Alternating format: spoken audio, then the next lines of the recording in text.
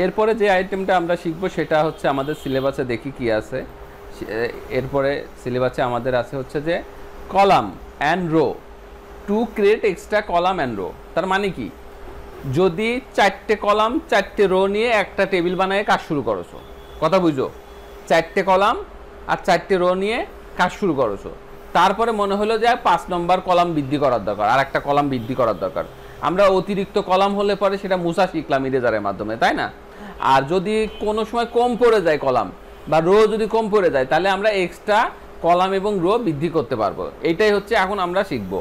তাহলে কলাম এবং রো বানানোর পরে, অর্থাৎ টেবিল বানানোর পরে বাড়তি কলাম কিভাবে বানাতে হয় এবং বাড়তি রো কিভাবে তৈরি করতে হয় সেটা শিখবো। তাহলে আমরা মাইক্রোসফট ওয়ার্ডে চলে গেলাম। মাইক্রোসফট ওয়ার্ডে যাওয়ার পরে আমরা এখান থেকে একটা নতুন পাতা নিয়ে ইনসার্টে যেয়ে, আমরা এখান থেকে টেবিলে যেয়ে, ইনসার্ট টেবিলে যেয়ে এখানে নাম্বার অফ কলাম আছে, নাম্বার অফ কলাম আছে। এই নাম্বার অফ কলামে আমি 6 দিলাম, হ্যাঁ, আর নাম্বার অফ রোতে আমি 3 দিলাম, ঠিক আছে, দিয়ে ওকে করলাম। এখন দেখো একটা টেবিল কিন্তু চলে আসছে। আসার পরে 1 2 3 4 5 6টা কলাম আছে না? তোমার কাজ করতে করতে তোমার ধরো কলাম শেষ হয়ে গেছে, এই যে কলাম শেষ হয়ে গেল। তারপরে ডান পাশে, এর পাশে, এই পাশে আরেকটা কলাম দরকার। তখন তুমি কি করবা? এক্সট্রা কলাম ডান পাশে আরেকটা লাগবে। তোমার স্যার বললো যে তুমি বা তোমার অফিস বা তোমার নিজের প্রয়োজনে ওই পাশে ডান পাশে আরেকটা কলাম লাগবে। তখন তুমি কি করবা? তখন তুমি এই লেআউটে যেয়ে, এই যে দেখো, এই অবশ্যই এই টেবিলের মধ্যে কার্সার রাখতে হবে কিন্তু, এই যে এই জায়গাটা, ঠিক আছে, লাস্টের কলামে কার্সারটা রেখে লেআউটে যেয়ে এই দেখো লেখা আছে ইনসার্ট রাইট। তুমি যে কার্সার রেখে দিয়েছো না এখানে রেখে দিয়ে যদি ইনসার্ট রাইট চাপ দাও, তাহলে ডান পাশে চাপ দিতে থাকবা, একটা যত খুশি চাপ দিবা তত হবে। যদি এই জায়গাটা কার্সার রেখে যদি তুমি এই যে ইনসার্ট লেফট দাও, তাহলে বাম পাশে খুলবে। যে জায়গা কার্সার আছে তার কোথায় খুলবে? বাম পাশে খুলবে। আর তুমি এই জায়গাটা কার্সারটা রেখে যদি তুমি এই যে এইটা চাপ দাও, রাইট চাপ দাও, তাহলে ডান পাশে খুলবে। এটা কি ক্লিয়ার? ডান পাশে খুলতে পারতেছো, বাম পাশেও খুলতে পারতেছো, অর্থাৎ যেখানে কার্সার আছে তার ডান পাশেও খুলতে পারতেছো, বাম পাশেও খুলতে পারতেছো। এটা হচ্ছে কলাম খোলা গেল। যদি তাহলে ইনসার্ট লেফট বামে খোলে, ইনসার্ট রাইট ডানে খোলে। আর যদি তোমার অতিরিক্ত রো দরকার হয় নিচের দিকে, তুমি এই লাস্টের রোতে যে কোনো জায়গায় তুমি কার্সারটা রাখবা। রাখার পরে এই দেখো ইনসার্ট বিলো আছে, ছবিটা দেখো, ইনসার্ট বিলোতে চাপ দাও, নিচের দিকে খুলে যাচ্ছে। যদি তুমি মনে করো যে না, আমি এই জায়গাটা কার্সারটা রাখলাম, রেখে উপরে খুলবো, তাহলে ইনসার্ট অ্যাবভ, এটা ইনসার্ট অ্যাবভ চাপ দিবা, উপর দিকে খুলবে। বোঝা গেল?